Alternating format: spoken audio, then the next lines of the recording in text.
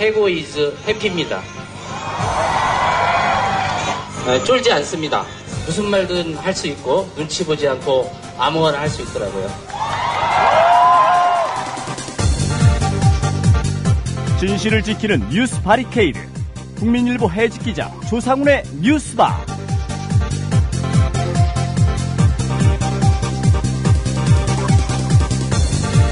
청취자 여러분 안녕하십니까? 조상훈입니다. 2월 6일 목요일 뉴스바입니다. 오늘 아침 뉴스바가 준비한 뉴스 메뉴부터 소개해드리겠습니다. 딱 잘라 말할 수는 없다. 딜레마인 것은 사실이다.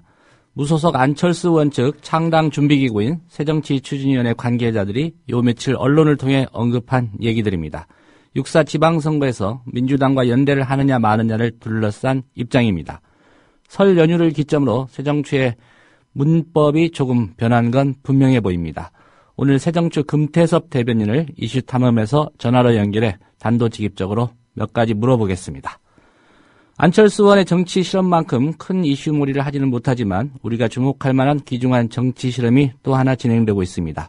학계, 교육계 인사는 물론 농민과 노동자 등 시민들이 주축이 된 비영리 시민조직 천안 시민정치 참여 네트워크가 정치 실험의 주체입니다. 지방선거에 시민 후보를 내서 기성 정치권과 한번 겨뤄보겠다는 얘기입니다. 천안 시민정치 참여 네트워크 차수철 실무위원을 초대석에서 전화로 연결하겠습니다. 네, 오늘 목요일 오보의 역사에서는 미디어 오늘 정철훈 기자를 모시고 최근 내라는 모 사건 결심 공판에서 징역 20년 구형을 받은 이석기 통합진보당 의원을 둘러싼 오보 이야기를 들어보겠습니다. 잠시 광고 듣고 김용민 PD와 조간신문부터 살펴보겠습니다. 학교폭력 예방 앱 스마트 보디가드. 스마트폰 왕따 문자 등 사이버 학교폭력이 6배 이상 늘었습니다. 학교폭력은 언제나 욕설, 모욕, 협박과 같은 폭력 문자를 동반합니다. 그런 학교폭력 문자만을 감지하여 부모님께 알려드립니다. 미리 알면 예방할 수 있습니다. 구글 플레이에서 학교폭력 예방 전문 어플 스마트 보디가드를 설치하세요. 지금 설치하고 먼저 무료 이용해보세요. 신동원 조합원 신청 광고입니다. 고혈압, 동맥 경화 등 윤리와 소금을 많이 먹는 폴란드인의 각종 성인병 극복을 위해서 폴란드 정부가 국책사업으로 지정한 신비의 열매 아로니아.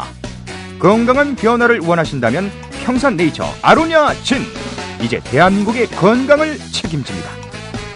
검색창에 평산네이처를 검색하세요. 문의는 1661-2087 1661-2087.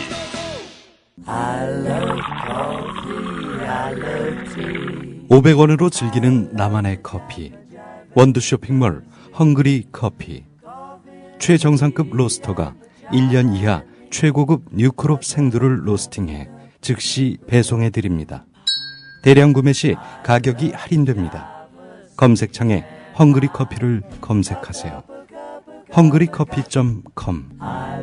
헝그리 커피에서 원두를 구매하시는 분들께는 차량용 국민TV 스티커 2매를 함께 보내드립니다. 안녕하세요. 참여연대 회원인 MBC 해직기자 이용마입니다. 2014년 대한민국은 과거로 회귀하고 있습니다. 민주주의에 꽂힌 선거에 국가기관이 대대적으로 개입해 국민의 권리를 짓밟았습니다. 하지만 불법을 저지른 정부는 비판하는 사람들에게 오히려 종북딱지를 붙이고 있습니다. 경제민주화와 복지국가를 만들자는 국민과의 약속은 실종되고 공공부문 민영화가 국민의 동의 없이 강행되고 있습니다. 그래서 20살 청년 참여연대는 다시 신발끈을 묶습니다. 진실과 정의가 승리하는 나라, 권력이 국민에게 복종하는 나라, 특권층만이 아니라 대다수 국민이 행복한 나라를 만들기 위해 더 열심히 뛰겠습니다. 국민TV 라디오 청취자 여러분, 참여연대에 회원이 되어 함께 뛰어주세요. 세상은 저절로 좋아지지 않습니다. 회원가입은 홈페이지 www.peoplepower21.org 또는 전화 02-723-5300번을 통해 할 수 있습니다.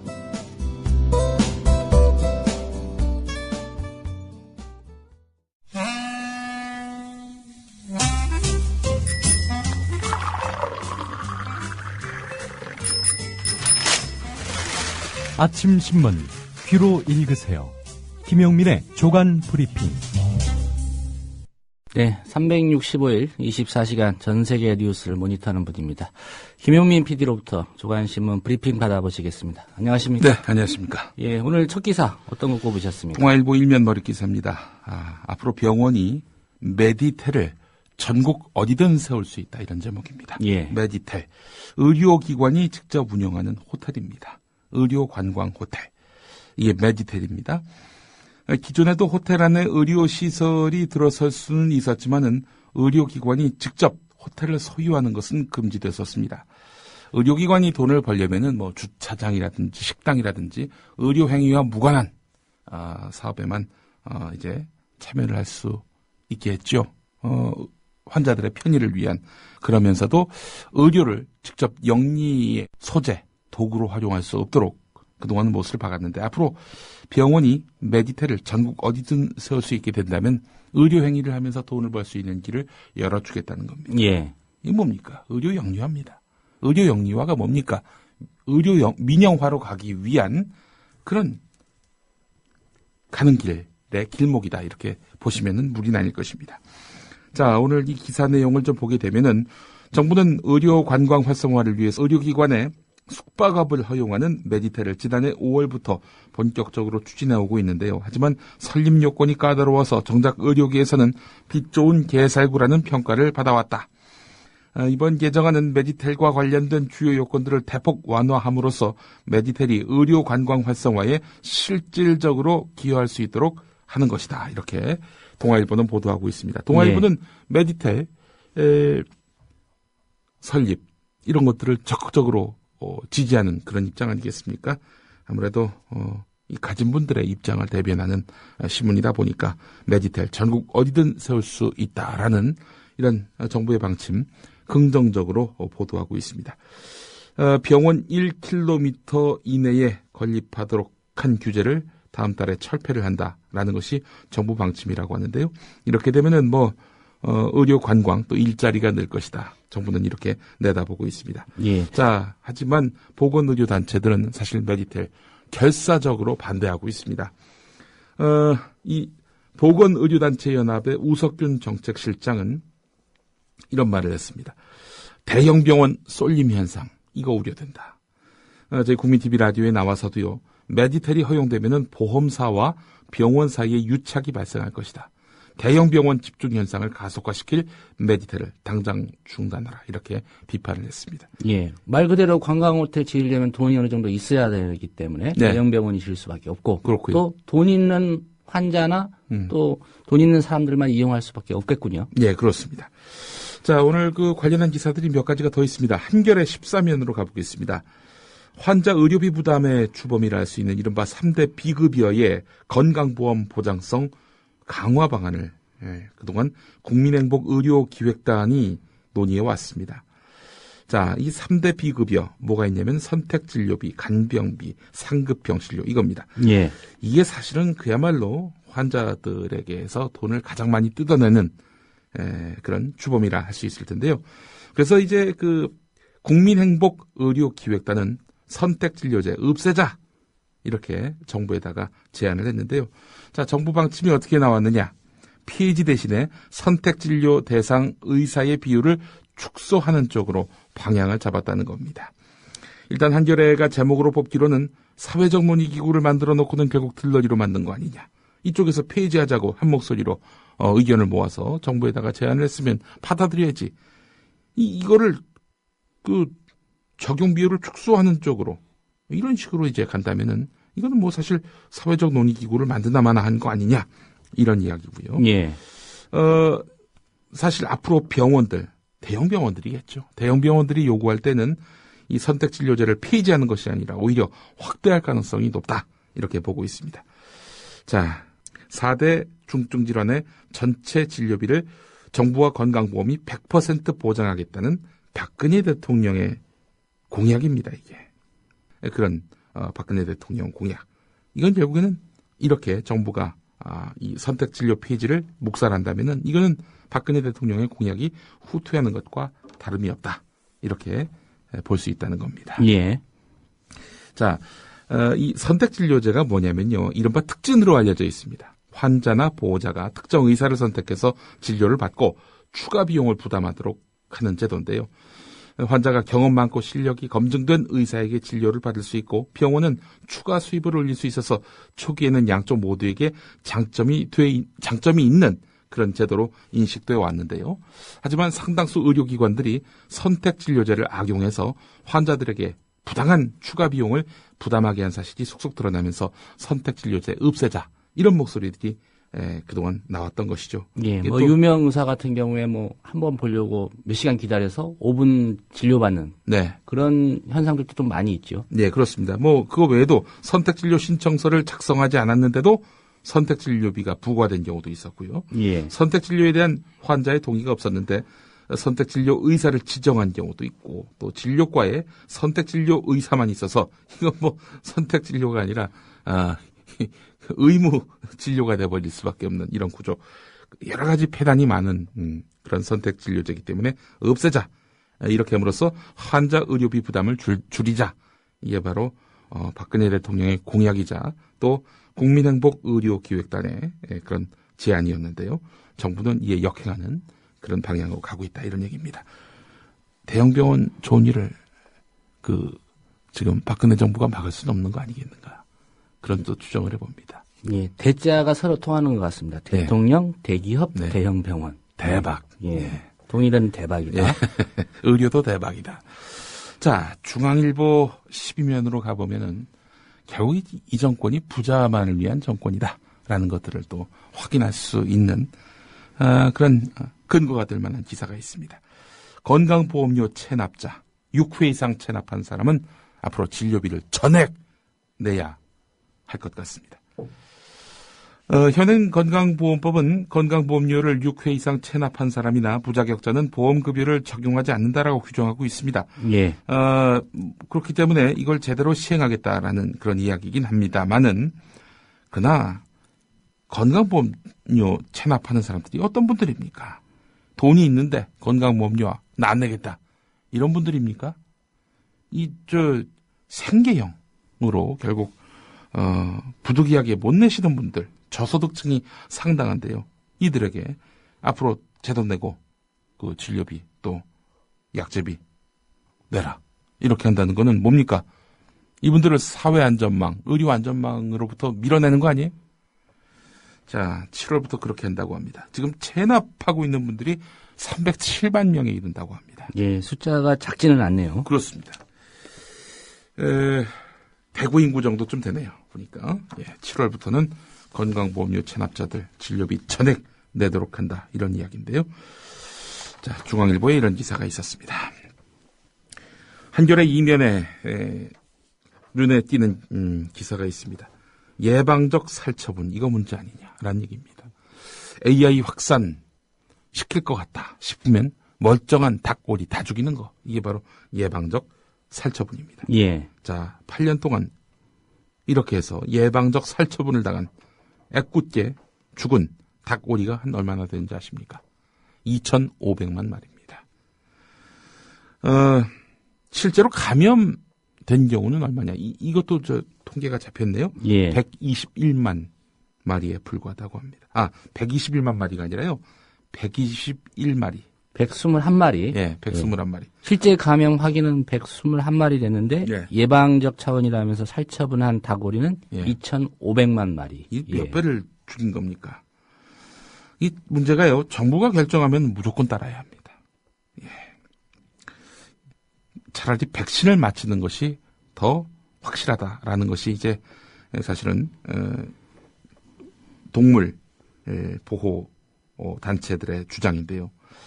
근데 백신을 맞히면은 고기의 질이 좀 떨어지는 모양입니다. 예. 예. 격이 떨어진다고 해서 농가로서는 백신을 그동안 안 맞춰왔는데 이런 아무리 닭 올리라 할지라도 이들도 생명체인데 그냥 이유도 없이 무작정 살처분하는 것보다는 차라리 이렇게 백신을 맞히는 것이 낫지 않겠느냐라는 그런 목소리들이 지금 힘을 얻어가고 있습니다.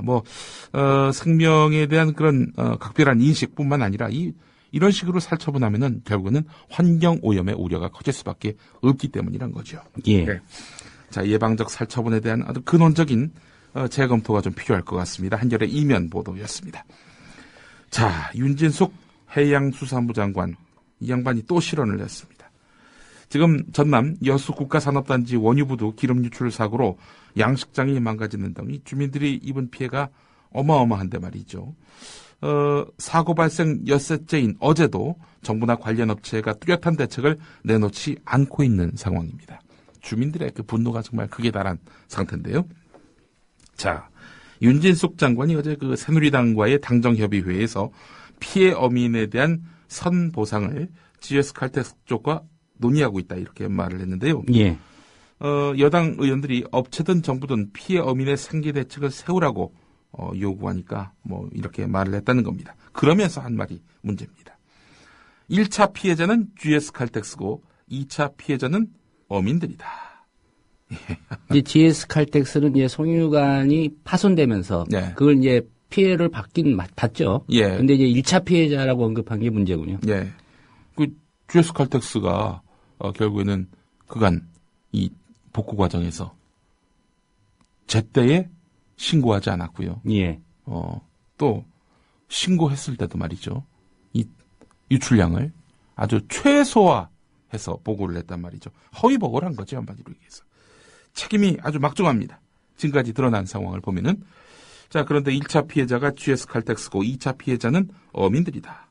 이런 이야기를 했단 말이죠. 결국 어민 피해를 뒷전으로 돌리는 그런 발언을 한 것이죠. 이 양반 사고 발생했을 때 그 현장에 도착해가지고 사고가 이렇게 심각한 줄 몰랐다. 이렇게 또 실언을 했습니다. 예. 그 주무부처 장관이 보고를 제대로 못 받았다는 얘기 아닙니까? 이것만큼 참 정부의 이 위기 대처 능력에 의문을 갖게 하는 그런 발언이 어디 있어요? 예. 윤 장관이 뭐 GS칼텍스 쪽에 사실상에 이런 얘기를 한 것 같습니다. 예. I'm your energy. 이렇게. I'm your energy. 이런 말을 뭐 GS칼텍스에 하는 거다. 예. 좀 그렇게 보여집니다. 오늘 또 한겨레 만평을 보니까 말이죠. 윤진숙 장관이 GS칼텍스 대변인으로 묘사가 됐더군요. 예. 중앙일보 일면 기사 보겠습니다. 13자리로 된 현행 주민등록번호와 별도로 13자리로 된 새로운 개인 식별번호를 5천만 국민 개개인에게 부여하는 방안이 검토되고 있다는 소식입니다. 안전행정부 고위 관계자가 이런 내용을 담은 개인정보 보호 대책을 마련해서 대통령 업무 보고에 포함시킬 방침이라고 밝혔는데 말이죠. 주민등록 번호와 함께 개인을 식별할 수 있는 대안을 마련하라 이렇게 지시한 데 따른 것인데, 자, 지금 개인을 식별할 수 있는 그런 번호를 또 만드는 것이 합당하냐, 아니면 개인을 식별하지 않도록 아예 규정화시키는 것이 타당하냐. 사실 포르투갈 같은 경우 헌법으로 개인을 식별할 수 있는 번호를 부여할 수 없게 돼 있거든요. 예. 또 다른 나라의 경우도 신분증 번호는 있어도 그 사람을 인식할 수 있는 개별 식별 번호는 두지 않고 있습니다. 미국이 그렇고 일본이 그렇고 프랑스가 그렇습니다. 근데 우리나라는 굳이 개인 식별할 수 있는 번호를 개개인에게 부여를 해야 된다. 그러면은 이 또 새로 부여한다는 식별번호, 이게 또 유출이 되면 그때 또 어떡할 겁니까? 또 다른 13자리의 식별번호를 만들 건가요? 이거 소 잃고 외양간도 제대로 못 고치고 있는 이런 현 정권이라 하겠습니다. 사실 박근혜 대통령의 아버지인 박정희 대통령이 개인 식별번호인 주민등록번호를 만든 거 아니겠습니까?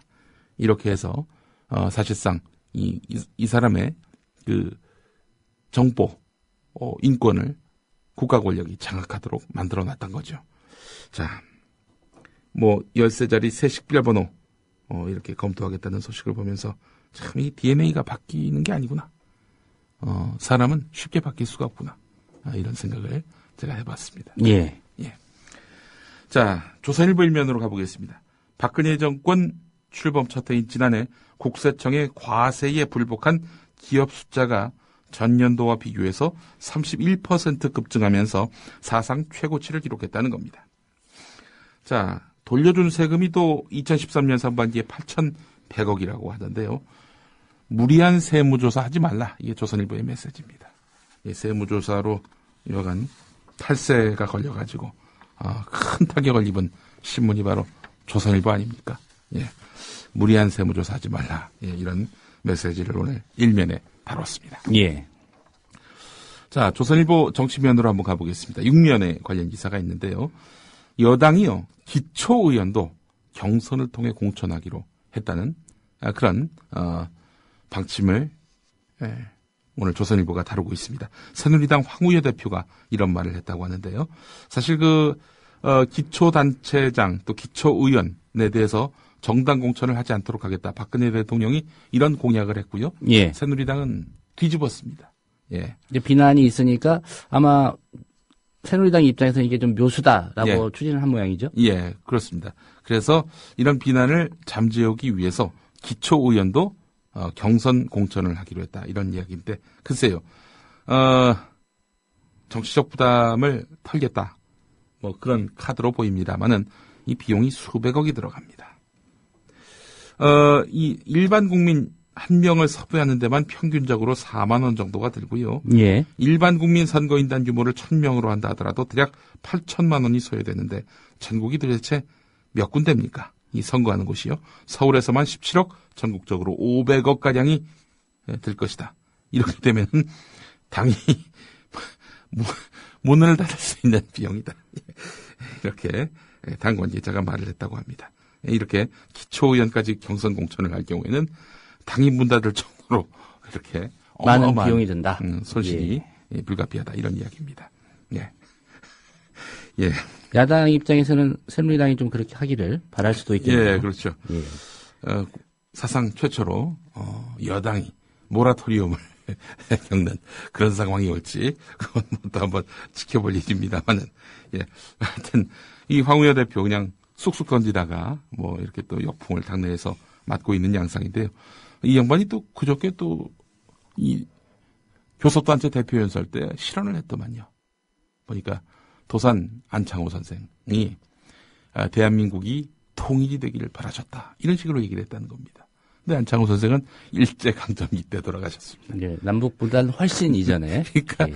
통일을 바란다는 건 도대체 혹시 안창호 헌법재판관이 한 말을 헷갈리신 게 아닌가. 뭐 그런 생각도 해봅니다. 동명이인. 예, 농담입니다. 예. 하여간 이 황우여 대표의 이런 발언은 빈축을 사고 있습니다. 이런 여러 가지 논란과 빈축에도 불구하고 오늘 조선일보에 실린 황우여 대표의 얼굴을 보니까 말이죠. 사진을 보니까 활짝 웃네요. 예. 웃는 얼굴에 침을 뱉을 수는 없을 것 같고 말이죠. 마지막 기사 하나 더 보겠습니다. 예.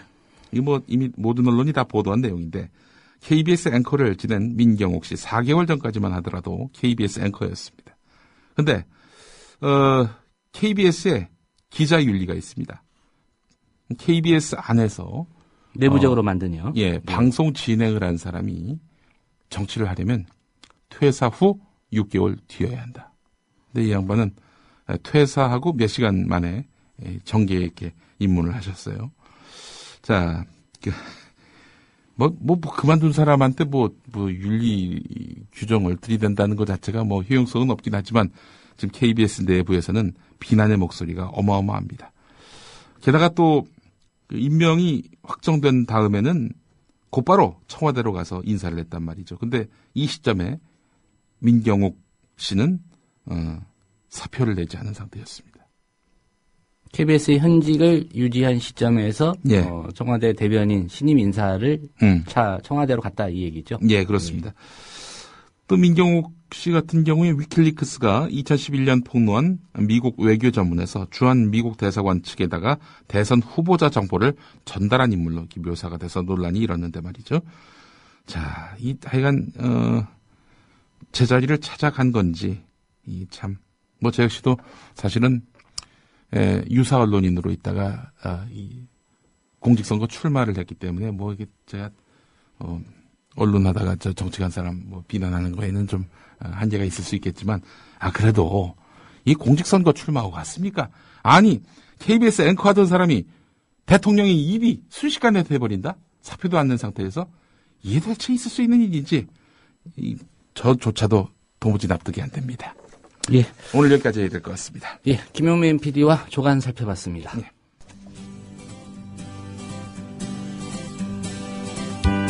막간 퀴즈입니다. 박근혜 대통령이 올 들어 처음 열린 업무보고 자리에서 비정상화의 정상화를 언급했습니다. 비정상의 뿌리가 뽑힐 때까지 끝까지 추진해 나가는 것이 중요합니다. 이런 점에 있어서는 그러면서 동물 하나를 예로 들었습니다. 무슨 동물이었을까요? 1번 닭, 2번 쥐, 3번 개, 4번 고양이, 5번 뱀. 정답을 아는 분은 답과 함께 연락 가능한 이메일 주소를 남겨주세요. 두 분을 추첨해 음반을 선물로 드립니다.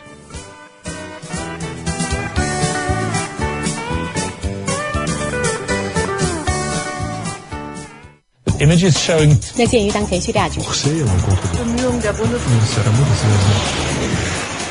국제뉴스 한반도 정세를 한눈에 황준호의 월드 리뷰.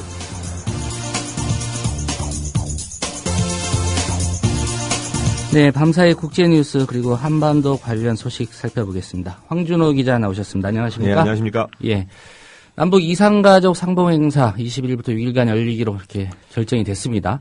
무엇보다도 좀 북한의 양보가 있었다는 그런 보도가 있는데 어떻습니까? 예, 통일부 대변인도 북한이 진정성을 보이는 것을 평가한다. 이런 말을 했으니까 북한이 양보를 했다고 해도 문제가 없을 것 같습니다. 예. 남쪽에서 원래 17일부터 하자고 했었는데 북한이 날짜에 대해서만큼은 20일 시작하는 걸로 3일 미루자고 해서 관철시킨 것, 그것 외에는 북한이 다른 조건을 달지 않았습니다. 북한은 16일이 김정일 생일이라서 15일, 16일 이틀 연휴인데요. 그런 사정도 있고 또 상봉행사 준비에 시간이 조금 필요하다 이런 입장을 밝혀서 20일 시작으로 늦췄고 남쪽이 받아들였습니다. 상봉 규모는 통상 하던 대로 남북 각각 100가족씩 하기로 했는데 작년 9월에 이미 주고받은 명단이 있으니까 그걸로 그냥 하기로 했습니다. 예. 지난해 같은 경우에 이제 숙소 문제 때문에 좀 신경전이 있었다고 하던데요. 예. 이번에는 없었습니까? 예, 없었습니다. 숙소는 남쪽의 요구대로 금강산 호텔, 외금강 호텔 이 두 곳에서 하기로 했고요. 또 단체 상봉 행사는 이상가족 면회소하고 금강산 호텔에서 하기로 했습니다. 특별한 논란은 없었습니다. 예. 다만 한 가지 어제 북쪽의 실무회담 대표가 적대 행위나 남북한 화해 분위기를 해치는 행동은 안 했으면 좋겠다. 이런 말을 한 게 조금 걸리는데요. 24일부터 한미연합 키 리졸브 훈련이 시작되기 때문에 이상가족 상봉 마지막 이틀을 하고 겹칩니다. 예. 그래서 아마 그 시점이 되면 북한이 거기에 대해서 한마디를 할 가능성이 있는데 아무래도 훈련 초기니까 북한에 대해서 너무 자극적인 훈련을 조금 자제하는 쪽으로 약간 미세 조정을 할 필요가 있는 것 같습니다. 예. 어제 있었던 실무회담, 예. 이 전망이 좀 어두울 수도 있다. 예, 이런 예. 얘기 있었는데 예상과는 달리 좀 전격적으로 합의가 된 그런 모습이죠. 예. 북한의 경우는 김정은이 신년사에서부터 남북관계 개선을 계속 강조해왔고 또 1월 중순에 상호 비방과 적대 행위를 하지 말자라고 하는 소위 중대 제안을 했기 때문에 예. 명분상으로도 자기들이 좀 고집을 부리기가 어려운 그런 분위기가 있었습니다. 또 남쪽의 경우도 박근혜 대통령이 신년 기자회견에서 이상가족 상봉을 북쪽에다가 제안했으니까 이 통일부나 적십자사 입장에서도 작은 문제에 괜한 고집을 불렸다가 상봉 행사가 안 되는 것보다 북한이 부드럽게 나오면 우리도 부드럽게 하자 이런 방침을 정하고 회담에 임한 것으로 보입니다. 예. 또 미국이 작년하고 다르게 한미연합 군사훈련 때 핵무기를 실을 수 있는 B-2 폭격기, B-52 폭격기 이런 것들을 한반도에 전개하지 않기로 한 것 이런 것들도 간접적으로 긍정적인 영향을 줬다고 볼 수 있을 것 같습니다. 예, 상봉 행사 예정대로 이제 열리면 좋은 소식이고요. 예. 앞으로 이 상봉 행사가 남북 관계의 좀 장기적인 개선으로 가느냐, 예. 이게 좀 궁금한데 어떻게 전망하십니까? 북한의 1월 중순 중대 제안에 대해서 박근혜 대통령이 위장 평화 공세다 이렇게 평가절하해 왔었는데 이상가족 상봉이 되면서 그게 무조건 위장이 아니라는 것을 남쪽이 어느 정도 확인하게 됐습니다.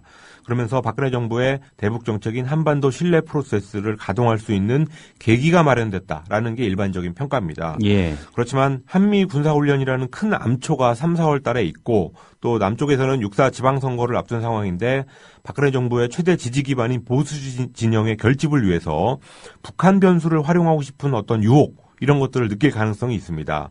그런 요인들이 엄연히 살아있기 때문에 이상가족 상봉 한 번만으로 남북관계가 좋아질 거다 이렇게 예단하기는 좀 이른 것 같습니다. 예. 세계 각국의 국방비 지출에 관한 통계가 나왔군요. 예, 영국의 싱크테크인 국제전략문제연구소가 군사균형 연례 보고서라는 것을 발표했는데요. 역시 미국이 작년 네, 국방비로 6,004억 달러, 우리 돈으로 605조 원 정도를 써서 예. 세계 최대 규모의 군비 규모를 유지한 것으로 나타났습니다. 2위는 중국으로 1,122억 달러를 썼고 3위는 러시아로 682억 달러를 썼습니다.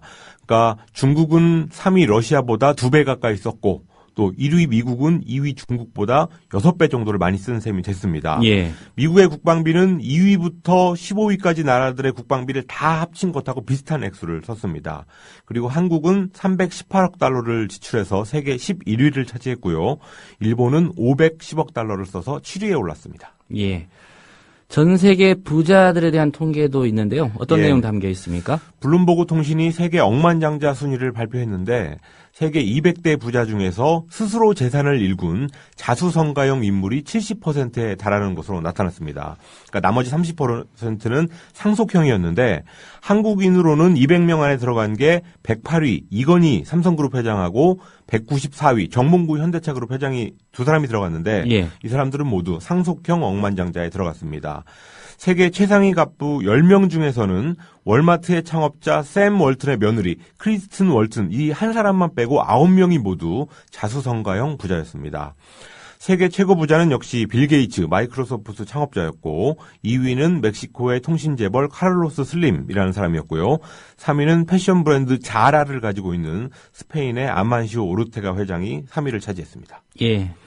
일본 공영방송 NHK의 경영위원들 거의 망언 릴레이를 하고 있는 그런 양상입니다. 예, NHK 회장의 위안부 망언 그리고 회장 선임권을 가지고 있는 경영위원회 소속의 야쿠다 나오키라는 소설가가 난징 대학살은 없었다는 망언을 했다는 소식 이것을 제가 미리 전해 들었었는데 이번에는 사이타마대 명예교수인 하세가와 미치코라는 NHK 경영위원이 극우 테러범을 예찬했다는 사실이 마이니치 신문에 의해서 어제 보도가 됐습니다.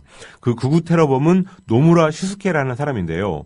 과거에 정치인의 집에다가 불을 지르고 또 경제단체 게이달렌 회관에 가가지고 인질극을 하고 결국 1993년에 자기가 이끌고 있는 극우단체를 비판한 기사에다가 불만을 품고 아사히 신문사를 찾아가서 스스로 권총 자살을 했던 그런 사람입니다. 예. 자살하면서 천황폐하를 3번 외치고 죽었었는데 이 NHK 경영위원인 하세가와 교수가 이 사람을 추도하는 글을 썼다는 얘기였습니다. 예. 어떤 내용이었습니까? 노무라가 신에게 죽음을 바치면서 천황폐하를 외쳐서 폐하, 일왕이 다시 현세에 살아있는 신이 됐다. 이런 문구를 하세가 교수가 썼습니다. 예. 이런 글 말고도 그동안 위안부 존재를 부정하는 극우 평론가로 활동해 왔는데요.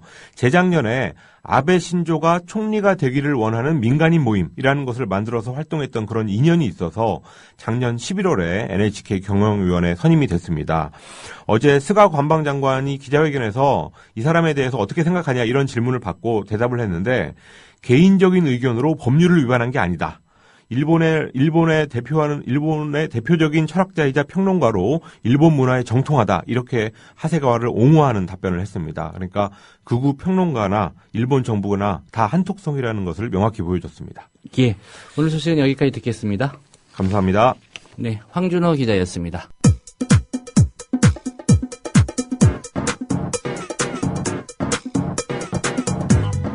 조상훈의 뉴스바. 이제는 이슈 탐험입니다. 네, 안철수 의원 창당 준비기구인 새정치추진위원회를 발족한 이래 줄곧 지방선거에서 야권연대는 없다 이런 입장 고수해 왔습니다. 연대는 패배주의적 시각이다 이런 말도 했고요. 하지만 새정추 내부에서 설 연휴를 기점으로 조금 다른 얘기가 흘러나오기 시작했습니다. 이른바 3자 필패론을 무시할 수 없다는 분석이 좀 힘을 얻는 분위기입니다. 새정추의 금태섭 대변인 전화로 연결해서 자세한 얘기 들어보겠습니다. 금태섭 대변인님 안녕하십니까? 예, 안녕하세요. 예, 이른 아침 감사합니다. 예, 감사합니다. 지난 설에요. 며칠 됐습니다만 그 연휴 때 민심, 새정추 입장에서도 좀 유심히 들어보셨을 텐데, 예. 어떤 얘기들 주로 들으셨습니까? 예, 일단 무엇보다도 경제가 어려워서 사람들이 다 불안해하고 힘들어 하시는 것 같았습니다. 예. 또 잘 아시는 것처럼 이제 그 박근혜 대통령 당선되시고 취임하신 지 1년이 지나가는데, 모든 사람이 지적하는 것처럼 소통이 안 되고, 이 국민들의 어려움을 알아주질 않기 때문에 그런 점에 있어서도 불안해하는 것이 많이 느껴지고, 희망을 잘 못 느끼는 그런 것을 느꼈습니다. 예. 그리고, 이 모든 문제에 있어서 정치가 해줘야 될 일들이 있는데, 정치권도 도대체 신뢰하기 어렵다는 그런 말씀들을 많이 하셨습니다. 예. 그 새 정치에 대한 어떤 기대나, 바람 같은 거 말씀하시는 분들은 없으셨나요? 예, 저희에 대해서는 아무래도 그 정치 변화를 내세우고 있으니까 기대도 많이 하시면서도 또 저희가 아직 그 힘이 크거나 하는 단계는 아니고 이제 막 태어나는 단계이기 때문에 예. 잘해달라는 이제 격려도 있으시면서 또 약간 불안하게 생각하시는 점도 있고 그런 양쪽의 민심을 열심히 청취를 했습니다. 예. 뭐 창당 일정은 이미 발표를 하셨기 때문에 그대로 이제 가는 걸로 국민들은 이해하고 있고요. 예, 그렇습니다. 아무래도 관심이 이제 넉 달 앞으로 다가온 지방선거인 것 같습니다. 그래서 부득이하게 그런 질문들을 좀 많이 받으실 것 같은데요. 예. 그 야권연대 얘기입니다. 민주당 입장에서는 새 정치도 좋지만 일단 현 집권 세력을 심판해야 한다. 뭐 새누리당의 어부지리를 안겨서는 안 된다. 이런 주장하고 있고요. 이게 민심의 본질이다. 이런 얘기들을 꾸준히 하고 있습니다. 민주당의 이런 주장에 대해서 의견 동의하시는지요? 글쎄 뭐 어떤 분들이 그런 주장을 하시는지는 정확하게 모르겠지만 너무 지나치게 그 야당에 유리한 분석이 아닌가 그렇게 생각을 합니다. 민주당에게만 유리한 분석이다. 예, 그 국민들은 이제 이게 지금 문제가 되는 것이 정치권 중에서 여당, 집권 여당 측의 문제라고만 보는 것은 아니고 야당에 대해서도 신뢰를 주지 못한다고 생각하시는 것 같습니다. 예.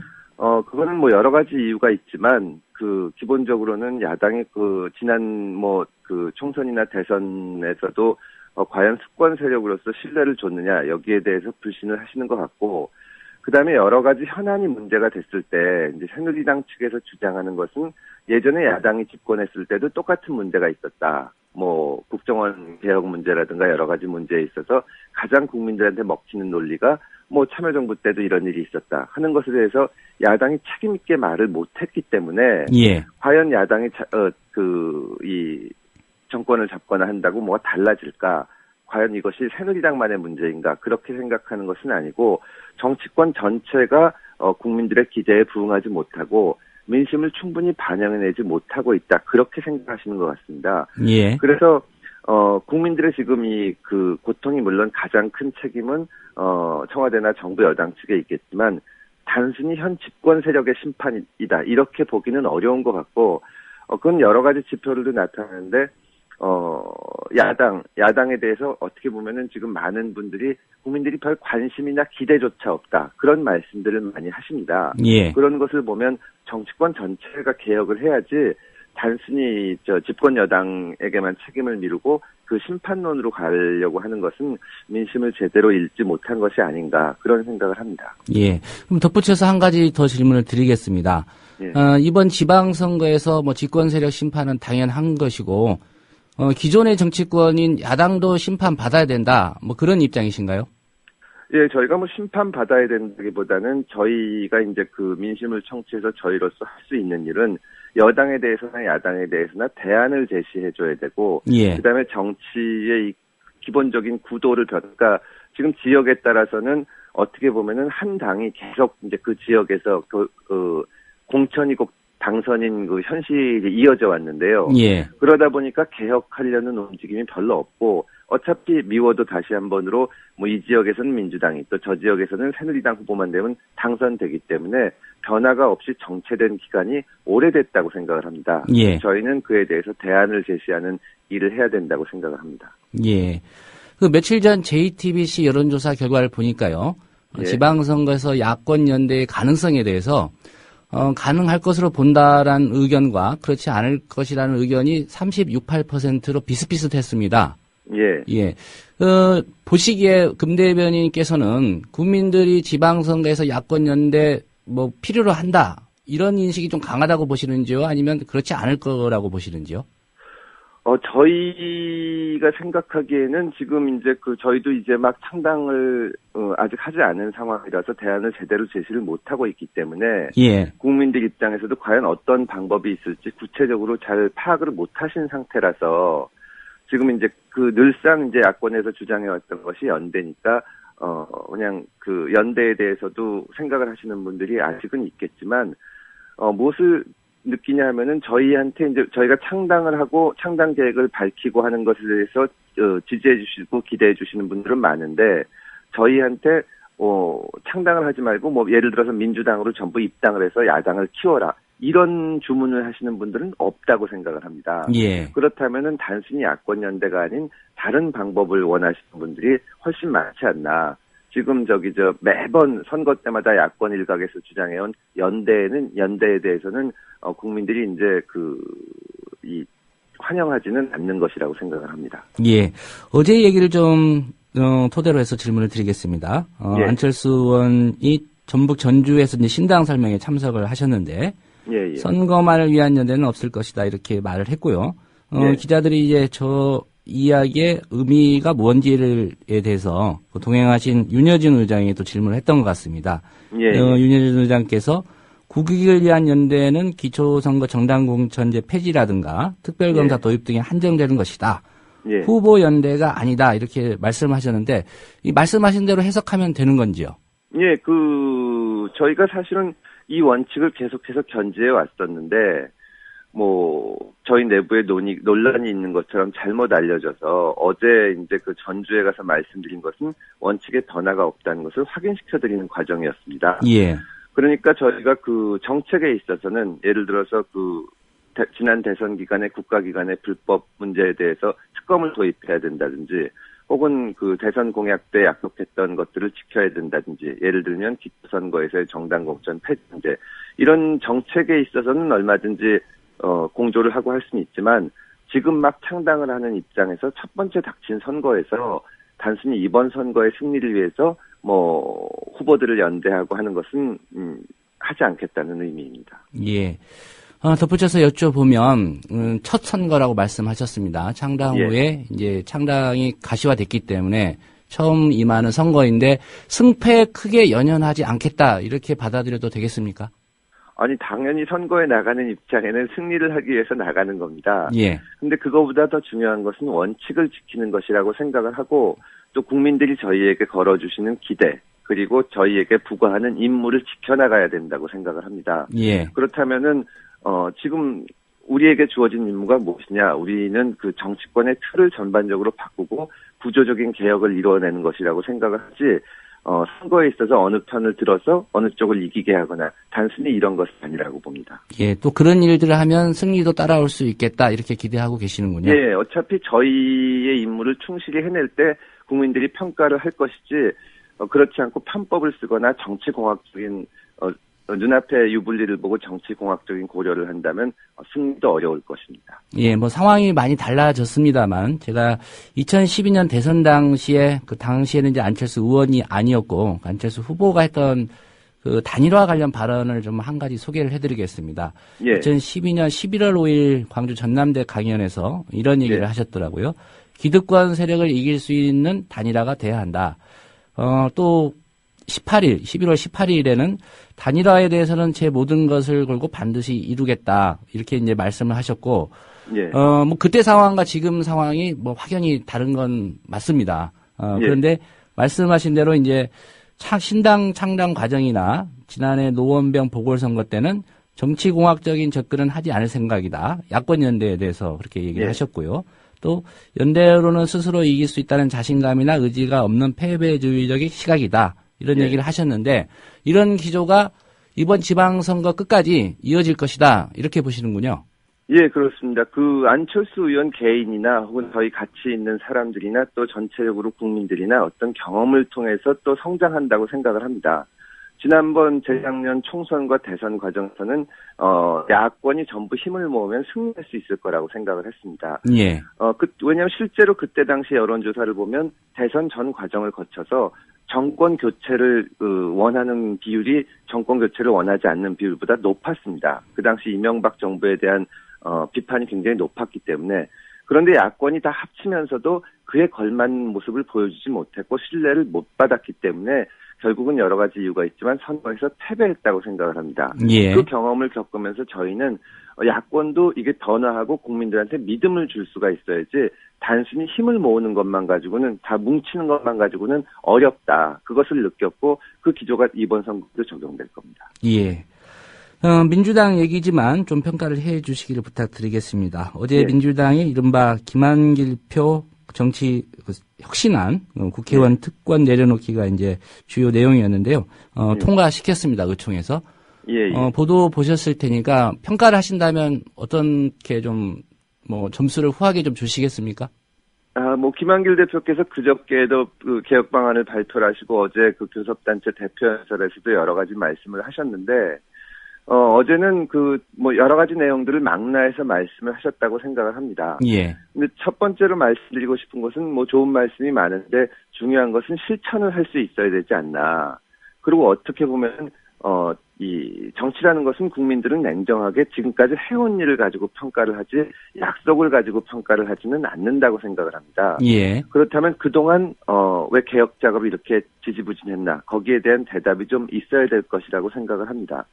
그리고 지금 사실 정치권에서 필요한 진정한 것은 이 국민들에게 대안을 주지 못하고 그러니 구조적인 문제의 해결이 보다 급하다고 생각을 합니다. 단순히 해외여행을 갈 때 어떤 위원회의 승인을 받고 사후에 보고를 한다거나 혹은 경조사비를 5만 원 이상 받지 않는다거나 이것도 필요한 문제기는 하지만 그거는 가장 기본적이고 당연히 지켜야 될 것이 아닌가 그런 생각을 합니다. 예. 일부에서는 이제 안철수 의원 측 새정치에서 새정치에 대한 어떤 혁신안이나 이런 구상들을 다음 주에 내놓을 것이다. 예. 민주당이 미리 앞서서 경쟁하기 위해서는 이런 혁신안을 내놓아야 된다. 이런 분석도 하던데, 그런 선상에서 민주당의 혁신안 나왔다고 보시는지요? 민주당에서도 혁신을 위해서 여러 가지 노력을 하신다고 생각을 하고, 저희가 내놓는 혁신 방안과 또 민주당이 하시는 혁신 방안이 이렇게 경쟁 구조를 이뤄서 조금이라도 더 좋게 나가는 것은 좋은 현상이라고 생각을 합니다. 예. 저희 입장에서 그렇다고 민주당이 꼭 저희를 의식해서 했다고 말씀드리기는 어렵고, 저희는 저희 나름대로 또 새로운 방안을 내놔서 평가를 받으려고 합니다. 예. 이번에는 외부 인사 영입과 관련해서 좀 질문을 드리겠습니다. 예. 일단 오고돈 전 해양수산부 장관 그리고 원희룡 전 한나라당 의원 이렇게 좀 접촉하신 걸로 알려져 있고 또 강봉균 전 민주당 의원도 지금 영입 대상으로 좀 거론이 되고 있는데요. 예. 어떻게 좀 진행이 되고 있고 전망하시는지 좀 말씀해 주시죠.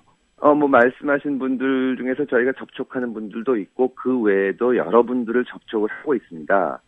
그런데 두 가지 말씀드리고 싶은 것이 있는데 첫째는 영입이라는 것은 저희가 그냥 이렇게 뽑아오는 것이 아니라 예. 오시는 분들도 큰 결심을 하고 오시게 되는 겁니다. 그래서 저희 입장에서 누구와 접촉을 하고 있다 이렇게 말씀드리는 것은 예의도 아니고 사실상 또 저희로서는 좋은 분들을 많이 모시기를 간절히 희망을 하는데 예. 그분들이 완전히 결심을 하고 공식적으로 발표를 하기 전에는 확인을 해드리기가 어렵고 어떻게 보면은 그분들 영입에 따른 효과를 최대한 내는데도 이 부정적인 영향을 미칠 수가 있기 때문에 공식적인 발표 이전에 저희가 누구랑 어떤 식으로 접촉한다고 말씀드리기는 어려운 점이 있습니다. 예. 또 하나는 이제 그 말씀하신 영입하는 분들이 주로 언론에서는 지방선거와 관련해서 어디에 출마하시기 위해서 여기 온다 그런 말씀들을 하시는데 저희가 밝힌 창당 일정이 2월 17일에 그 발기인 대회를 하고 3월 내에 창당을 하게 됩니다. 예. 그렇게 되면은 이제 그 지방선거에 당연히 후보자를 내기 위한 과정이 진행이 될 텐데 어제 그 진행과 이 기준에 대해서 저희 내부적인 기준을 안철수 의원이 전주에서 말씀을 드렸습니다. 개혁 의지와 도덕성, 자질과 능력 그리고 주민의 지지 이런 합리적인 기준에 따라서 객관적인 절차로 정해질 것이기 때문에 그런 과정을 거쳐서 또 후보가 되시거나 그렇게 될 거라서 현재 상태에서 말씀드리기는 좀 어렵습니다. 예. 지방선거 관련 또 얘기인데요. 서울시장 후보는 내지 않고, 경기도지사 후보는, 새정치 쪽, 신당 쪽에서 낼 가능성이 있다. 그러면서 또 김상곤 지금 경기도 교육감 얘기도 나오고 있는데요. 이 부분에 대해서는 어떤 계획이신가요? 김상곤 교육감에 대해서는 마찬가지로 특정인에 대해서 그렇게 말씀드릴 수는 없고요. 예. 다만 그 지방선거에서 저희가 이제 막 창당해서 처음 맞는 그 전국 선거기 때문에 서울시장 후보는 기본적으로 낸다는 입장입니다. 서울시장 후보는 낸다. 예, 저희가 서울시장 후보를 안 내고 무슨 경기지사를 양보받는 이런 것은 저희는 생각해 본 적도 없고 또 실현 가능성도 없는 일이라고 생각을 합니다. 예. 민주당도 공당이고 거기서도 경기지사 후보를 나가고 싶어 하시는 분들이 많은데 뭐 지도부가 됐건 어디가 됐건 저희랑 이렇게 해가지고 서울시장 후보를 양보받으니까 당신들은 경기지사에 나가지 마라. 이런 식으로 되는 것은 공당의 모습이 아니라고 생각합니다. 예. 방금 이제 서울시장 후보는 반드시 낸다고 말씀하셨고요. 그럼 예. 광역단체장 기준으로 예. 전국적으로 모두 후보를 내실 수 있다고 보시는지 또 그럴 계획이신지 아니면 어느 정도 선까지는 내겠다 이런 기준은 정해진 바가 있습니까?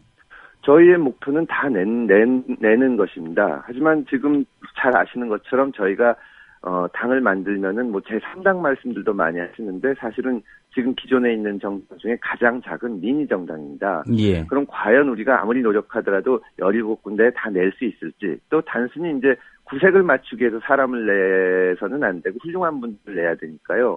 거기에 대해서 최선을 다한다는 말씀을 드리지만 반드시 다 낼 수 있다. 이렇게 장담을 하기는 쉽지는 않은 일입니다. 다만 훌륭한 분들을 가능한 한 많은 곳에 내려고 노력을 하고 있습니다. 예. 정책적인 부분 한 가지만 더 질문을 드리겠습니다. 예. 안철수 의원 쪽에서 이제 민주당과 함께 추진하기로 했던 예. 국가기관 대선 개입에 대한 그 특검 그리고 뭐 여러 가지 또 얘기를 하셨는데 특별히 이제 특검과 관련해서 뭐 논의는 하고 함께 하기로 했다 말은 나왔지만 이게 좀 예. 이슈화가 되지 않고 있고요. 물론 이제 예. 새누리당이 다수당이기 때문에 어쩔 수 없는 그런 현실도 있습니다. 이게 좀 어떤 의지를 좀 보이지 않는다면 지방선거 결과에도 좀 영향을 주지 않을까 이런 전망도 있는데 이 부분에 대해서는 어떤 계획을 갖고 계십니까? 예, 이번 설에 만나본 사람 중에는 심지어 여당을 지지하거나 지난 대선에 박근혜 후보를 찍었던 사람들마저도 이 국가기관의 선거 부정 개입 문제는 너무나 심각한 문제고 이대로 넘겨서는 안 된다는 말씀들을 많이 하셨습니다. 예.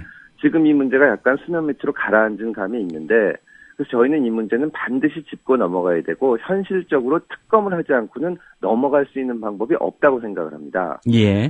이 문제가 사람들이 전부 해결해야 될 문제라고 생각을 하고 있고 정부 여당이 제대로 된 해결책을 못 내고 있기 때문에 저희는 반드시 지방선거 그 과정에서도 이 문제가 다시 떠오를 것이라고 생각하고 그것을 위해서 저희가 할 수 있는 모든 일을 할 생각입니다. 여러 가지 그러니까 이것과 관련해서는 정책 공조도 할 것이고 그 외에도 뭐 계속 문제 제기를 하는 식으로 문제를 제기를 할 것이고 지방선거에서 이 문제를 정부 여당이 해결하지 않으면 여기에 대해서는 분명히 심판이 있을 것이라고 생각합니다. 예. 네, 오늘 여러 가지 안건에 대해서 솔직하게 많이 말씀해 주셔서 감사드립니다. 예, 감사합니다. 예, 지금까지 안철수 의원 측 창당 준비기구죠. 새정치추진위원회 대변인 맡고 있는 금태섭 대변인과의 인터뷰였습니다.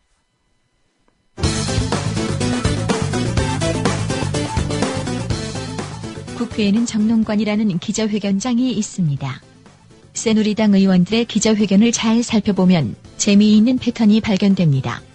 민주당 의원이 뭔 한마디를 하면 반드시 그것에 대해 반박 논평을 한다는 것입니다. 지난 5일 동안의 사례를 들어보시지요.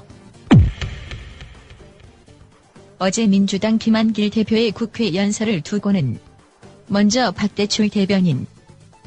예, 오늘 김한길 민주당 그 대표님의 오늘 국회 본회의 교섭단체 대표 연설과 관련해서 간단히 브리핑 드리겠습니다. 무엇보다도 민생을 살리겠다는 김 대표님의 말씀은 박근혜 정부와 새누리당의 입장과 일치하길래 적극 환영하는 바입니다.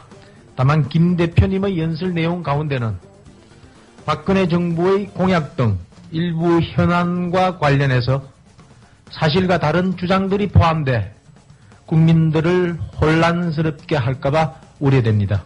박대출 대변인의 발언이 심심했던 것일까? 10분도 안 돼 곧바로 홍지만 원내 대변인 출격. 안녕하십니까. 이 식사 시간 다 돼서 당 대변인, 원내 대변인 같이 나타나서 비슷한 내용인데 그래도 오늘 김한길 대표, 민주당 김한길 대표 교섭단체 대표 연설, 대통령이 공약을 지키지 않는다. 경제민주화 지키지 않는다. 계속 얘기하는데, 아니 무슨 법안을 통과시켜줘야지 공약을 지킬 수 있을 거 아닙니까? 원내대표인 전병헌 의원의 발언도 그냥 둘 수 없는 새누리당. 이번엔 함진규 대변인.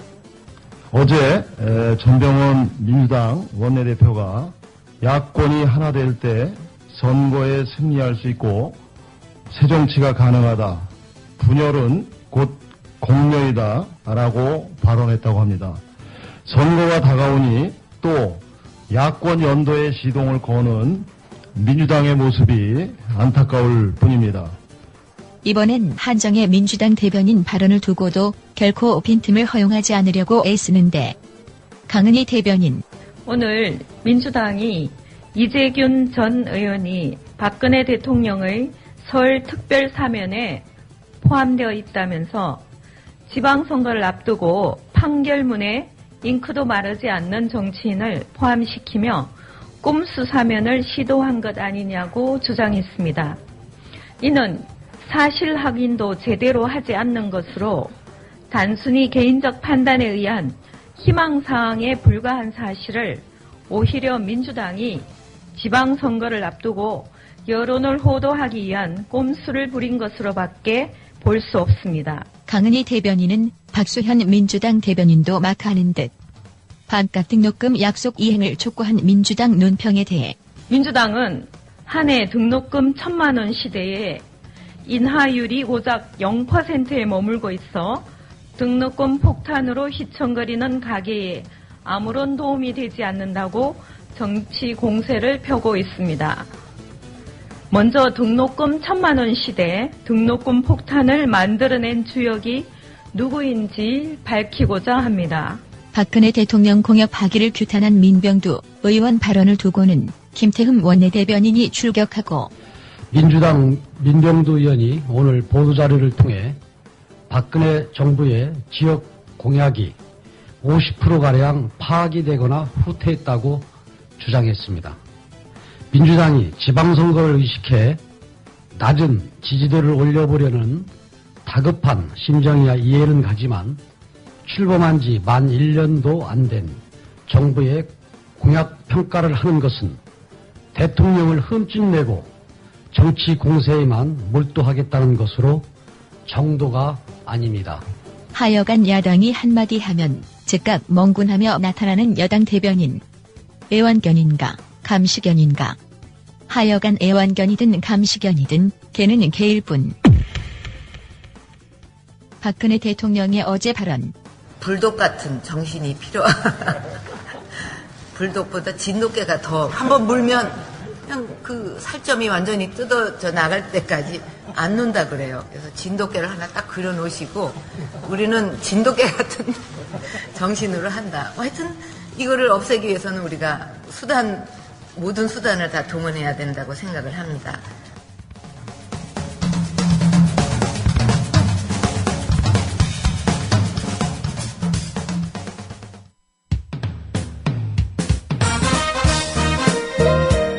균형 잡힌 시각, 정직한 분석, 조상훈의 뉴스바. 이어서 초대석으로 만납니다.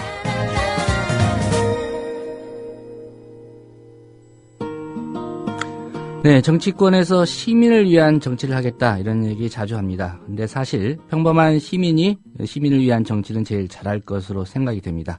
정치의 본질 또한 이런 원리를 구현하는 데 다 있다고 봅니다. 지난 4일 출범한 천안시민 정치참여 네트워크에 그래서 주목이 됩니다. 보통 시민 80여 명이 모였습니다. 오는 4월 중에 후보 공천을 마무리하고 6월 지방선거에서 기성 정치권과 맞서보겠다는 포부도 밝혔습니다. 이들의 움직임이 기성 정치권에 건강한 자극을 주는 나비의 날갯짓이 되기를 기대해봅니다. 천안시민 정치참여 네트워크의 차수철 실무위원을 전화로 연결했습니다. 차 의원님 안녕하십니까? 네, 안녕하세요. 예. 차 의원님, 이전까지 좀 환경운동을 하셨던 분으로 제가 알고 있는데, 맞습니까? 네네. 예. 어떤 계기에서 이번에 천안시민 정치 참여 네트워크 출범을 시키게 됐습니까? 네. 뭐 잘 아시다시피 이제 올 6월 달에 6.4 지방선거가 예정되어 있습니다. 그간 이제 민선 5기까지의 이제 지방자치를 저희들이 좀 평가를 했을 때 예. 시민이 배제된 지방자치, 지방 권력의 형성 과정이었다 이렇게 평가를 하고 있고요. 그래서 이번 선거를 통해서 우리 그 지방자치의 주인은 시민이기 때문에 이 시민 유권자의 참여와 또 바람직한 권리찾기를 죄송합니다. 권리찾기 운동을 저희들이 한번 전개를 해보려고 이 작년 6월부터 저희들이 논의를 해서 올 2월 4일에 저희들이 네트워크를 발족하게 됐습니다. 예. 그 지방선거에 이제 참여하시겠다. 그리고 공천을 통해서 후보를 내시겠다. 이런 계획을 밝히신 걸로 아는데요. 네네. 그렇다면 지금 만드신 조직이 일종의 이제 정당으로 창당을 하겠다. 그런 계획이신가요? 그렇지는 않습니다. 지금 뭐 그 일각에서 지역 그 정당이나 뭐 이런 그 시민정당 이런 고민이 없지는 않습니다만은 예. 이제 그런 것들을 목표로 하는 건 아니고요. 말 그대로 이제 그 시민 유권자들의 권리와 참여를 통해서 바람직한 지역 정치를 저희들이 만들어 보는데 일조하겠다라는 그런 취지의 그 시민 정치 참여의 어떤 그 운동으로 그렇게 이해를 해주시면 되겠습니다. 예, 말 그대로 네트워크다. 네네, 그렇습니다. 예. 앞에 이제 천안이라고 그 천안 시민 정치 참여 네트워크라고 이렇게 네. 이름을 붙이셨는데, 정치 활동 무대가 그러면 이 천안 지역으로 한정이 되는 건가요? 그렇습니다. 네, 우리 천안 지역에 이제 그 시민 정치 참여를 바라는 우리 시민들 또 많은 그 시민 정치를 바라는 지역 인사들이 함께 만든 그런 조직입니다. 예. 그렇다면 지방선거에 이제 후보자를 내겠다는 말씀은 천안시장 후보 그리고 그 천안시의회의 그 기초의원들 후보 내시겠다는 얘기인가요? 그렇습니다. 지금 이제 저희들이 저희 지역에서 이제 6.4 지방선거에서 물론 이제 그 광역의원이나 광역도지사도 저희들 우리 시민들이 투표를 하게 됩니다만은 예. 저희들이 이제 처음 이 운동을 좀 하는 또 과정이기 때문에 우선적으로는 직접적으로 관계가 되는 이 천안시의 기초시의원 그다음에 천안시장을 대상으로 하는 우리 시민 공약, 그 다음에 이 시민 그 후보를 공천하고 또 지지하는 활동을 계획하고 있습니다. 예. 이 네트워크 출범 당시에 시민 한 80여 분이 뜻을 같이 했다 이렇게 말씀을 하신 걸로 알고 있는데요. 네네. 대체로 어떤 분들이 함께하고 계십니까? 뭐 가장 중요한 게 우리 시민의 참여입니다. 저희들 이름에서도 밝히고 있듯이. 그리고 또 하나는 이제 이 다양한 분야의 목소리를 우리 시민 공약으로 또 만들어내는 게 중요하기 때문에요. 예. 뭐 복지, 종교, 학계, 또 교육, 농민, 노동자, 또 뭐 의료, 법조, 전문가 등 포함해서 지역에 저희들이 한 15개 정도의 부문을 설정을 하고 다양한 우리 시민들이 참여할 수 있도록 그렇게 준비를 해왔고요. 예. 뭐 이 부분은 앞으로도 그 지역과 또 분야를 망라해서 보다 많은 시민들이 참여할 수 있도록 저희들이 준비를 해갈 계획인데요. 예. 뭐 기본적으로는 이제 일반 회원으로 참여를 이제 할 수가 있고 저희들 일반 회원뿐만이 아니라 이번에 그 다양한 온라인 공간을 활용하기 위해서 우리 알림이 회원 제도가 있습니다. 그래서 이 저희들의 그 시민 정치 참여의 대의에 공감하고 또 그 뜻을 주변에 알려줄 수 있는 분이면 누구나 특별한 어떤 그 회비가 없이도 참여할 수 있는 그런 것들을 통해서 많은 분들의 참여를 저희들이 모아내려고 준비를 하고 있습니다. 예. 그 지난 4일에 네트워크가 이제 공식적으로 발족이 됐고요. 그렇습니다. 또 앞으로도 여러 가지 이제 계획이 있으실 텐데 구체적으로 네네. 어떤 일정 갖고 계신지 좀 설명해 주시죠. 네네. 기본적으로는 일단 좋은 그 시정을 위해서는 좋은 정책과 정강이 마련돼야 될 겁니다. 그래서 우리 시민들이 삶의 공간에서 요구하고 또 바래왔던 그 시민 정책들을 발굴하고 모아내는 작업들이 하나 있을 것 같고요. 그 정강과 정책들을 올바로 실현해줄 우리 시민 후보를 또 찾아서 말 그대로 시민 그 후보로 그 공천하는 작업이 또 하나 있겠습니다. 그리고 예. 그 시민 후보가 이제 마련이 되면 그 시민 후보를 중심으로 해서 적극적으로 우리 시정에 참여할 수 있도록 지지 또 성원하는 그런 활동들이 있을 것 같습니다. 예. 이게 이제 6.4 지방선거 전에는 다 마무리가 되겠군요. 이런 과정이. 그렇습니다. 예. 근데 뭐 저희들 활동이 기본적으로 이번 선거만을 목표로 하는 그 네트워크는 아니고요. 예. 일상적으로 시민 정치 참여 운동을 펼쳐갈 수 있는 어떤 그런 네트워크로 설정을 하고 있습니다. 그래서 6.4 선거를 계기로 해서 저희들이 집중적으로 활동을 하겠습니다만은 이후에도 우리 그 시민 후보가 뭐 당선이 되든 낙선이 되든 간에 시민의 권리를 위해서 함께 할 수 있는 일들을 계속 발굴하고 저희들이 또 찾는 일들을 계속 할 계획입니다. 예. 특별히 지방선거 선거에 나설 후보를 선정하고 또 결정하는 기준이나 뭐 조건, 방법 있을 텐데 어떻게 구상하고 계십니까? 기본적으로 이제 좋은 시민 후보에 대한 기준을 마련하는 게 되게 중요할 것 같습니다. 그래서 이 기준은 누가 봐도 투명한 그 절차와 공정한 기준으로 이해가 돼야 된다고 생각을 하기 때문에 뭐 그 부분은 우리 시민들이 저는 판단해야 된다고 생각을 하고요. 그래서 보다 많은 시민들이 참여하는 그 시민 후보 공천위원회를 저희들이 만들어서 그 공천위원회가 기준을 마련하고 또 의견을 낼 계획입니다. 그래서 이 공천위원회는 최대한 우리 지역사회 많은 분들의 의견과 참여가 보장될 수 있도록 온라인과 또 오프라인 형식의 어떤 과정을 통해서 저희들이 선출 과정을 마련할 계획이고요. 기본적으로는 이제 그 후보자의 소신이나 그 경력, 그다음에 우리 시민들을 위한 정책과 정강, 말 그대로 공약이 되겠죠. 그리고 이제 또 하나 중요한 게 향후에 시민사회 또는 우리 시민들을 기반으로 해서 활동을 해 나가겠다라는 구체적인 서약, 이런 것들이 아마 기초가 되는 그런 그 과정이 될 거라고 생각이 됩니다. 예. 한 가지 궁금한 게 천안 지역에서 이전에도 이런 비슷한 좀 시도가 있었는지 좀 여쭤보고 싶고요. 네. 또 비단 어떤 조직이 아니더라도 시민들의 힘으로 뭐 정책의 변화라든가 개선을 이끌어낸 그런 사례들이 있는지요? 천안 지역은 뭐 그간의 진보정당 운동은 있었습니다만은 우리 시민정치 참여의 운동은 사실은 없었고요. 이번이 처음이다 이렇게 말씀을 드릴 수 있을 것 같고요. 그간의 천안 지역에는 뭐 다양한 또 시민사회가 여러 가지 일들을 해왔습니다. 뭐 그 중에 이 성과적인 부분이 이제 고교 평준화라고 할 수 있는데요. 그래서 올 저희들 상반기 때 천안 지역 그 고등학교 진학 과정에서의 그 비평준화를 평준화로 이뤄내는 성과를 이루었습니다. 그래서 뭐 이 노력이 2, 3년에 걸친 여러 가지 각고의 노력을 통해서 만들어졌는데 뭐 어쨌든 많은 시민들의 참여를 만들어내고 시민들의 요구를 정책으로 반영시켰다라는 부분에서 나름대로 그 저희들이 성과로 자부할 수 있을 것 같습니다. 예. 천안이 뭐 충청남도에서도 그렇고 인구가 좀 급격히 늘어난 도시 중에 하나로 지금 생각되고 있는데요. 이 지방선거 앞두고서 그 천안 시민들이 최대 관심을 갖고 있는 문제랄까? 이슈는 어떤 겁니까? 말씀대로 이제 천안은 말 그대로 성장과 개발 위주의 도시였습니다. 지난 한 20년 동안 그 인구가 2배 가까이 늘어났고요.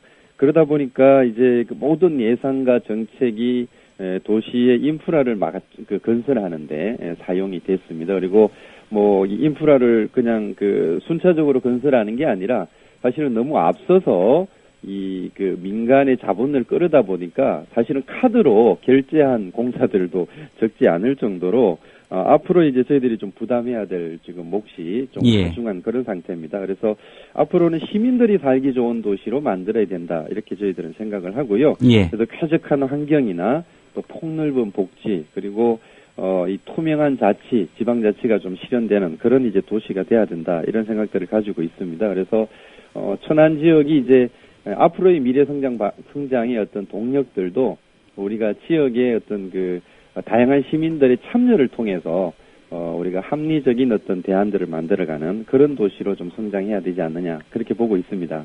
예. 네, 오늘 말씀 고맙습니다. 네, 고맙습니다.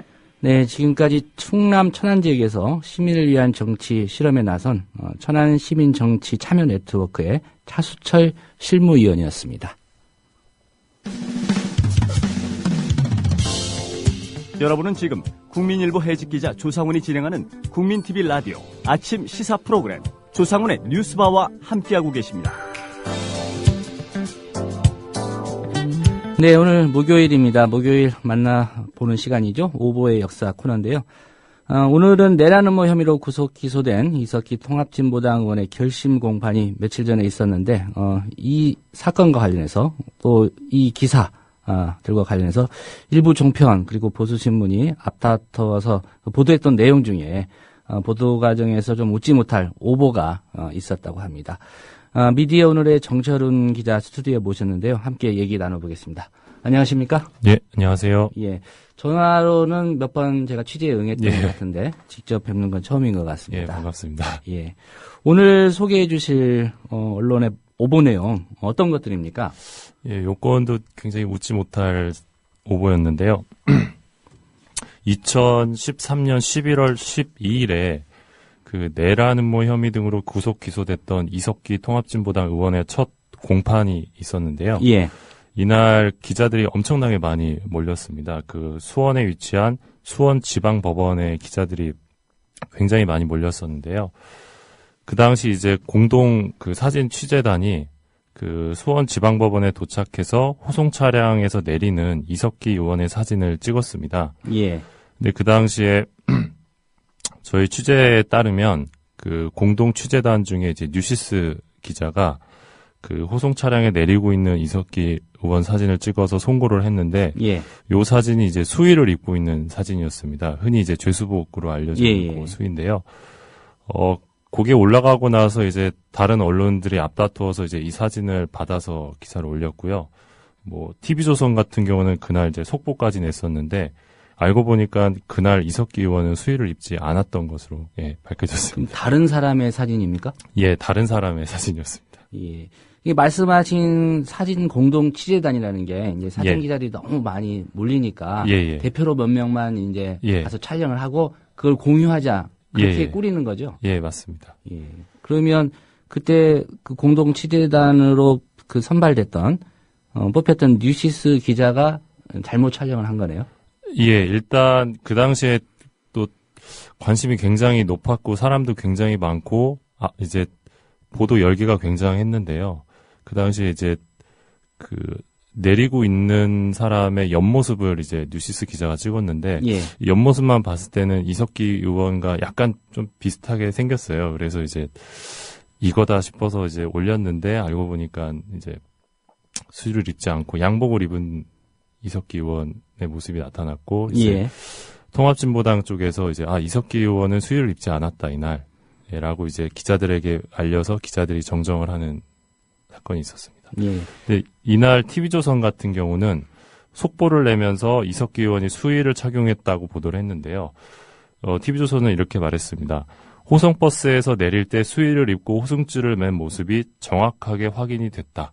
정확하게? 이렇게 오보를 냈고요. 그 다음에 취재기자 이야기로는 버스에서 내릴 때는 수의를 입고 호승줄에 묶여 있었는데 법정에 들어갈 때는 만면의 미소를 띠고 지금은 양복을 입고 재판을 받고 있는 상황이다. 라고 보도를 했습니다. 이 보도 자체도 결과적으로 오보가 된 거고요. 예, 오보입니다.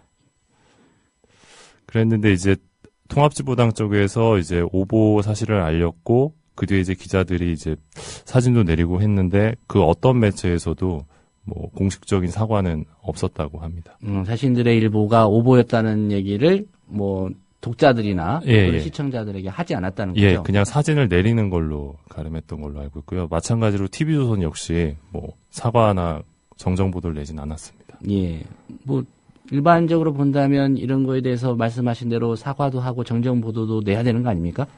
그렇죠. 사과를 내고 정정 보도를 내는 게 맞고 또 이게 양복을 입은 사람과 또 수의를 입은 사람이 보여줄 수 있는 어떤 이미지, 시각적 효과가 굉장히 다르기 때문에 뭐 이석기 의원 쪽 입장에서는 굉장히 억울할 수 있는 부분이었습니다. 예. 문제는 이렇게 몇몇 매체에만 오보를 한 게 아니라 이 오보가 좀 되풀이 됐다. 그 문제 아니겠습니까? 예. 그 처음에 오보가 났던 게 이제 작년 11월이었는데요. 12월 10일에 문화일보가 또다시 오보를 냈습니다. 문화일보가 12월 10일자 8면에서 이석기 의원과 관련된 재판을 중간 점검하는 기사를 냈는데 이 기사를 내보내면서 이제 사진 기사를 같이 내보냈습니다. 근데 요 사진 기사가 11월 달에 오보가 났던 그 수의를 입은 사진이었는데요. 이때 문화일보가 또다시 이제 이석기 의원이 아닌 다른 사람의 사진을 내보냈던 것이었습니다. 그래서 바로 다시 통합진보당 쪽에서 항의를 했고요. 그래서 그 다음 날에 문화일보는 11일자 8면 바로 잡습니다 해서 12일자 8면에 게재된 이석기 의원의 수원지방법원 출정 사진은 다른 사람의 사진이기에 바로 잡는다라고 보도를 하는 해프닝이 있었습니다. 예. 아까 말씀하신 처음 이제 오보된 그 이석기 의원이라고 수의를 예. 입은 사진이 이석기 의원이라고 이제 많은 매체들이 이제 오보를 했는데 예. 실제 그 주인공은 누구였는지 혹시 밝힐 수 있습니까? 그거를 저희도 궁금해서 이제 예. 이석기 의원실과 뭐 통합진보당 그리고 그 수원지방법원 쪽에 출입하는 기자한테 물어봤는데 다들 잘 모르겠다고 얘기를 했고요.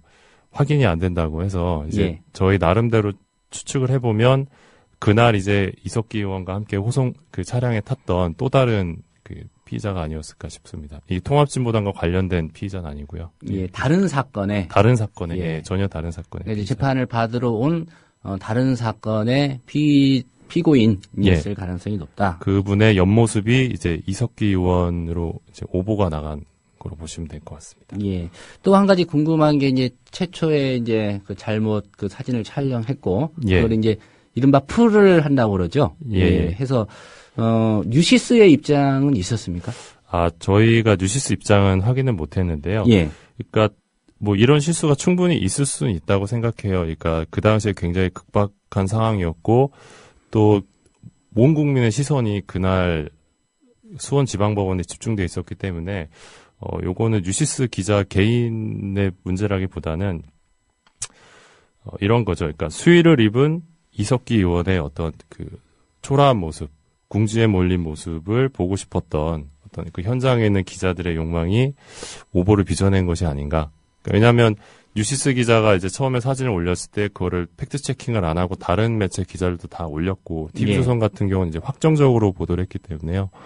그러니까 어떤 기자 개인의 문제라기보다는 그 당시 상황이 빚어낸 또 웃지 못할 오보가 아니었나 싶습니다. 예, 아까 말씀하신 것처럼 호송버스에서 내릴 때 수의를 입고 호승줄을 맨 모습이 정확하게 확인이 됐다. 이런 보도를 이제 TV조선이 했기 때문에요. 예.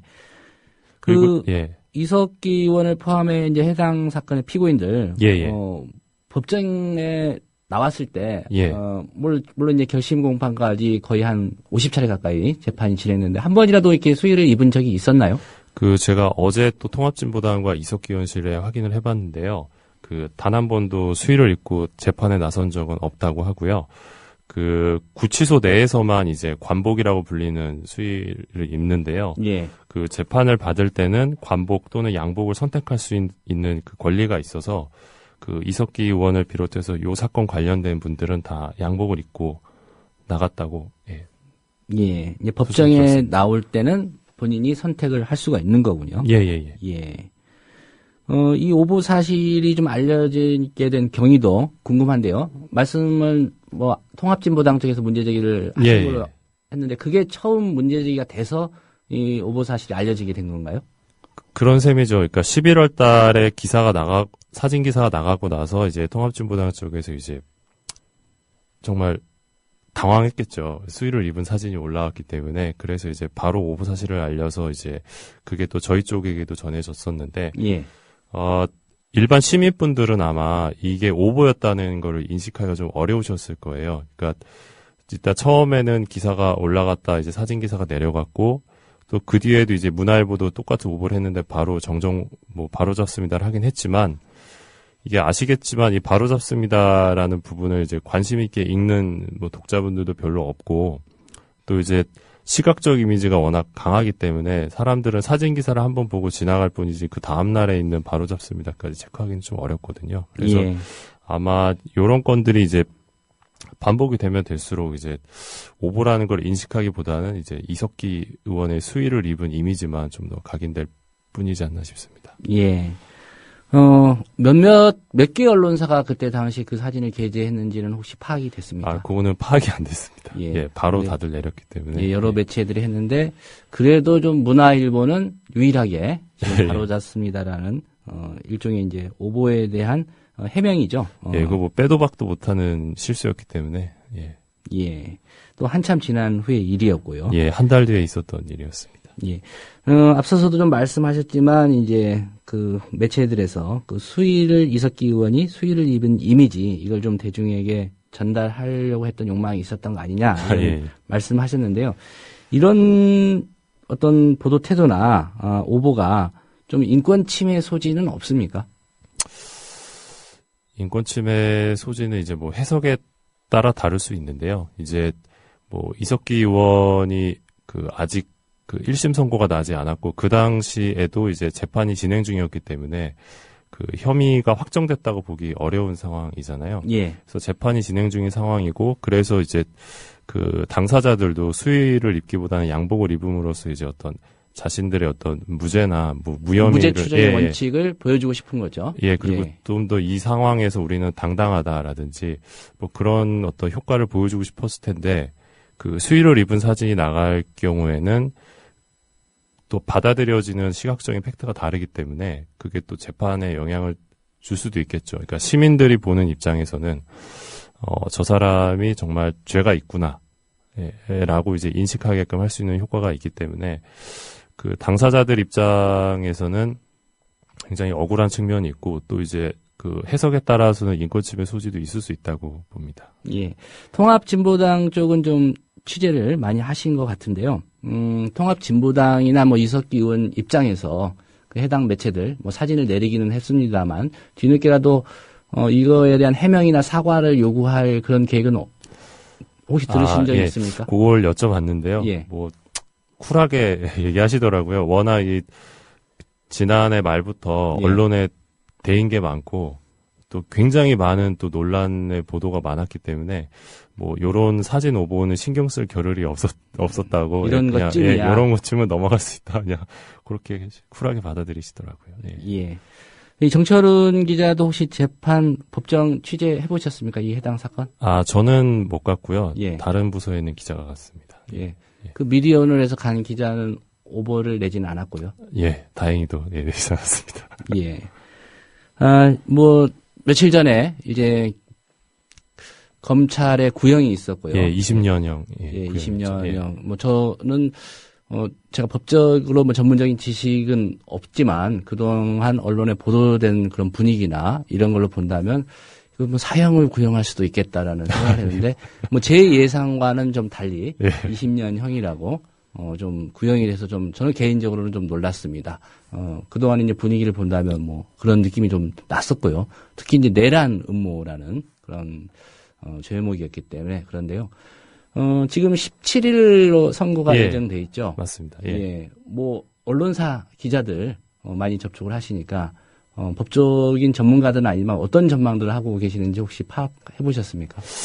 그거는 쉽게 예측하기는 어렵고요. 근데 보통 검찰 구형이라는 게 또 굉장히 좀 비상식적인 구형이 나올 때가 많아서 뭐 이날 뭐 재판이 좀 의미 있는 판결이 나오지 않을까 싶고요. 또 이날 또다시 그 취재 기자단들이 굉장히 많이 몰릴 텐데 예. 이번에는 이제 이번 건과 같은 오보가 되풀이되진 않았으면 하는 바람입니다. 예. 앞서 그 검찰의 이제 구형량에 대해서 말씀을 드렸는데요. 뭐 그동안에 이제 검찰이 주장했던 바 또 국정원이나 뭐 정부 기관 여러 곳에서 많은 어떤 증거들이라며 제시했고 그런 내용들을 본다면 뭐 저 개인적으로 말씀드렸지만 이거 사형이라도 구형해야 되는 거 아닌가 이런 생각이었습니다. 뭐 제가 뭐 당연히 이석기 의원에게 뭐 사형이 구형돼야 된다 뭐 이런 취지는 아니었고요. 오해가 없으셨으면 하겠고요. 네, 이석기 의원 지난 며칠 전에 결심 공판이 있었습니다. 결심 공판이 있었고 워낙 또 많은 취재 기자들이 몰렸던 그런 사건이기도 한데 첫 공판에서 있었던 정말 웃지 못할 그런 오보 사건 오늘 정철훈 기자와 함께 되짚어봤습니다. 네, 오늘 말씀 고맙습니다. 감사합니다. 네, 퀴즈 내드렸었는데요. 정답 오늘 퀴즈 소개해드리겠습니다. 어떤 동물이었습니까? 라는 거였는데요. 그 들으시는 중에 아마 힌트를 많이 받으셨을 겁니다. 예, 진돗개 얘기 나왔었죠. 정답은 3번 개입니다. 예, 2월 6일 뉴스바가 준비한 메뉴는 여기까지고요. 저는 내일 아침 7시 30분에 다시 인사드리겠습니다. 들어주신 조합원 여러분 그리고 청취자 여러분 고맙습니다.